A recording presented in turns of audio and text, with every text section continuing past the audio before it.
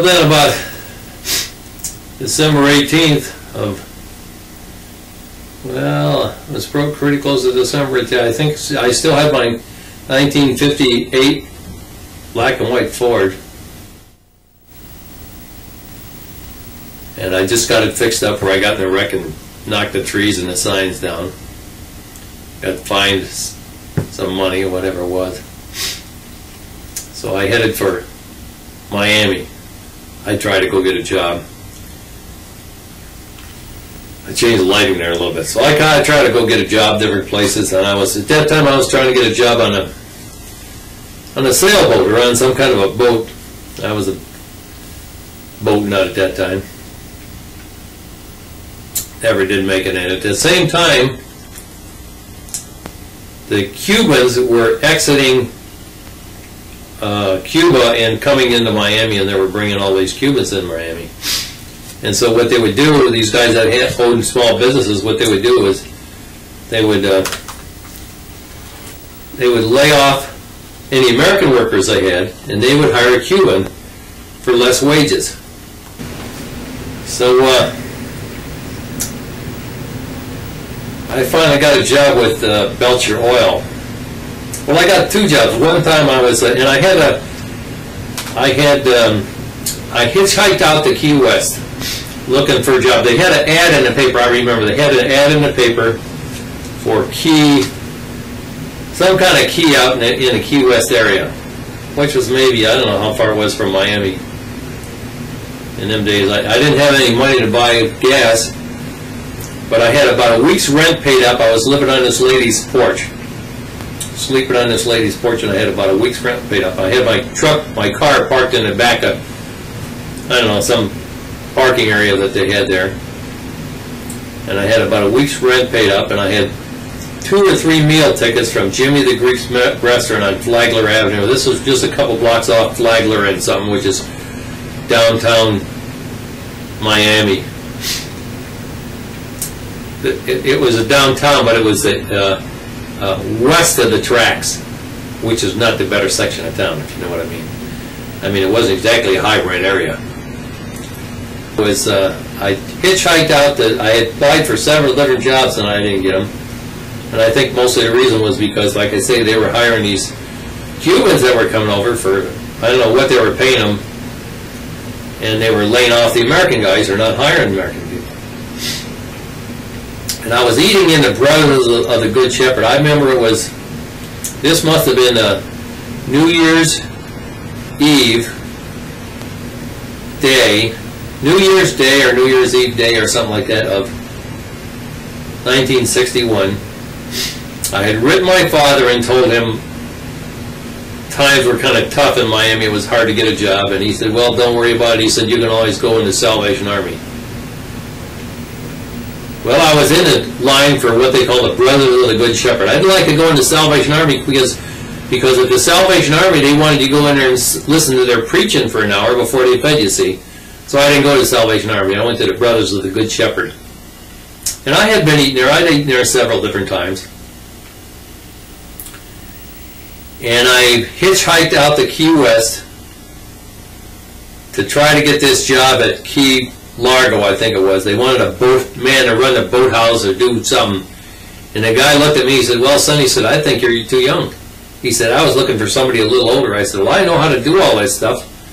He said, well, I need somebody a little older, I'm sorry. So here I am, I'm 40, 50 miles from Miami, guess, I don't know. I said, well, I think I'll go out to Key West. I had 25 cents. So I hitchhiked out to Key West, and I bummed around talking to guys that ran the shrimp boats and things like that. I think this was, if I remember right, I think this was like December 28th or something like that. Maybe it was after that, I don't know. Anyhow, there was a cold snap coming in, and they weren't doing any fishing. The guy said, well, I'll hire you on the shrimp boat. He said, all you get is, we feed you and give you a place to live. He said, you work on a boat, and he said, you get a certain percentage of the take. I said, well, that's fine with me. But he said, I'm not going out for 2 weeks because the weather's cold and there's not any good shrimping. I said, well, if I come back in 2 weeks, you give me a job? He said, yeah, I think so. So I went over there, and there was a big net shed on the beach. And they had all these nets hanging up in here, and they had a bunch of stuff laying around on the ground, and it got pretty damn cold at nights. So anyhow, that was a little place to stay. So I stayed in there. It was the old hound dog stayed in there. And so I got up in the morning, and they had one of those machines you put some money in, you know. Boy, I was hungry in hell. So I said, well, I'll put my last quarter in this machine here and get a peanut butter crackers out of that machine. So I put my quarter in there. I got some peanut butter crackers, enough to hold me over, enough to put something in my gut. Anyhow, my last quarter, that was it. But I still had Jimmy the Greek. I had a meal ticket for 2 meals, and I still had a place to sleep. I think I had 3 days or something left on my rent. I was living about a block or 2 over from Flagler Avenue, Flagler, and I don't know what the cross street was. So I think I was paying $8 a week to live on that lady's porch. The screened-in porch, you know. And that was the year it got cold, pretty cold. It got like down to 28 degrees at night. Had a lot of blankets on there. So anyhow, there was this dog there, and I got my crackers, and this dog just looked up at me with them old big old hound dog eyes, you know. I said, Christ, this dog is just starving to death. He's worse off than I am. So I give this dog, instead of giving him a little piece of something, I give this dog one of my crackers. I give him the whole cracker. I say, he looks pretty hungry. You'll probably eat the whole cracker. I give him the whole cracker. The damn dog just put that cracker in his mouth and spit it out on the floor. I could have killed that damn dog. I almost ate that cracker myself. I didn't, but I wasn't very far from it. So anyhow, then I hitchhiked back to Miami, and I was hanging around in this bar on Flagler Avenue over there trying to get a job. There was a bunch of bums. I was basically a bum at that time, and there was a bunch of bums except for hanging around there. This guy come in there and said, I need somebody to help me. I said, that's me. What do you want? He said, he said, my worker's going to be off for a couple days here, 2 or 3 days. He's sick. He said, I need somebody to help me on this truck. He said, I go around and pick up the linen from the hotels on Collins Avenue over in Miami Beach. He had to go over a causeway over at Miami Beach, was a different town. I said, okay. So he said, you meet me at such and such a place at such and such a time, like 4 o'clock in the morning, 3 o'clock in the morning, some ungodly hour. I said, I'll be there. So I worked with him for, well, at least the rest of that week till I think I got 3 days pay or something like that. I can't remember what it was. And I ate at Jimmy the Greek restaurant. I had a meal every day. And this guy kind of felt sorry for me. I think he bought me breakfast or something one time. I think he could buy a breakfast someplace. He went there, he could buy good breakfast for 50 cents.